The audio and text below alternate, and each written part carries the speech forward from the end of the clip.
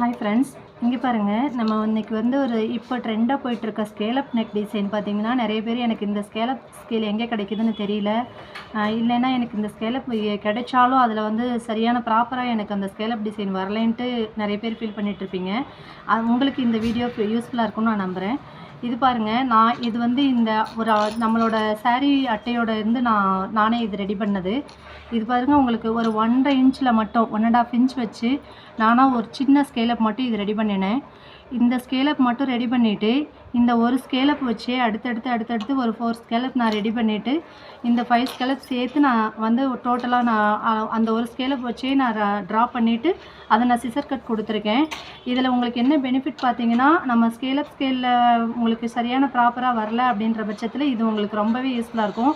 நீங்கள் இதை டைரெக்டாக உங்களுக்கு எந்த இடத்துல உங்களுக்கு ஷேப் வேணுமோ அதை அப்படியே வச்சு நீங்கள் இந்த ஷேப் வரைஞ்சிட்டு நீங்கள் இதில் ஸ்டிச்சஸ் கொடுத்து இந்த அளவுக்கு பிசர் கட் பண்ணிட்டீங்கன்னா உங்களுக்கு இந்த இடத்துல ஸ்டிச்சஸ் போடுறதுக்கு ரொம்பவே யூஸ்ஃபுல்லாக இருக்கும்.